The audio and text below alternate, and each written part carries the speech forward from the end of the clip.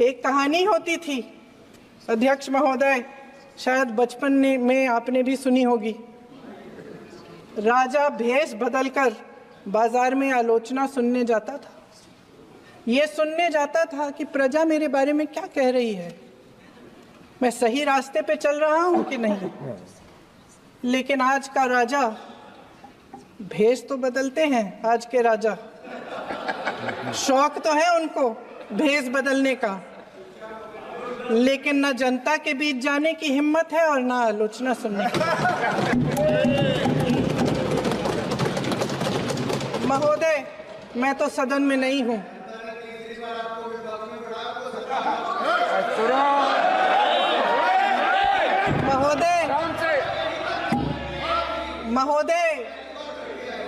महोदय, जनता में बहुत विवेक है, ये सही है।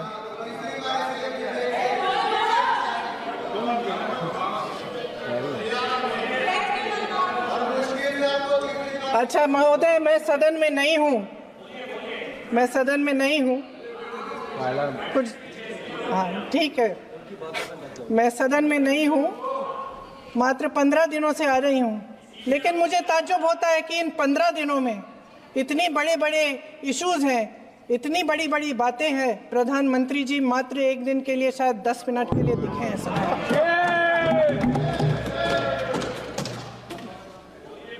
बात यह है अध्यक्ष महोदय जी कि ये देश भय से नहीं, साहस और संघर्ष से बना है।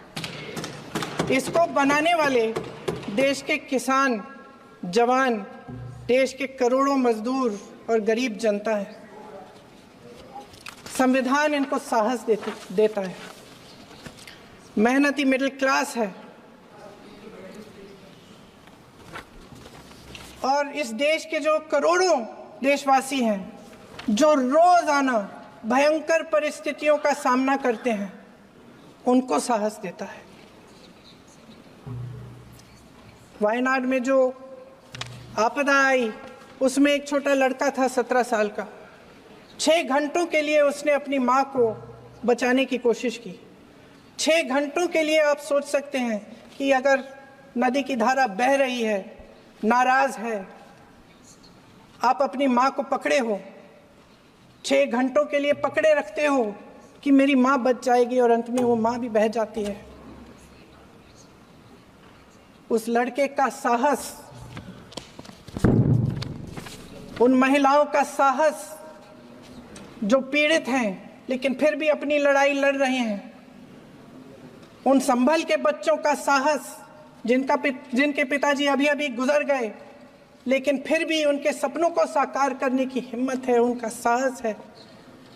वो साहस इस संविधान ने दिया है।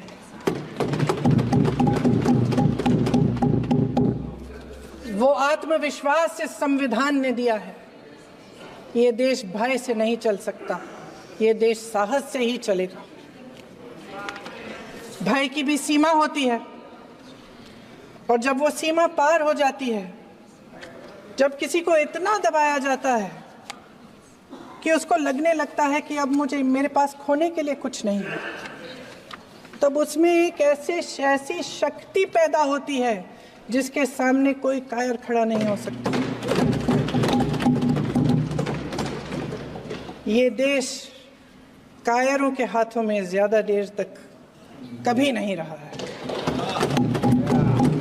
ये देश उठेगा, ये देश लड़ेगा, सत्य मांगेगा, सत्यमेव जयते।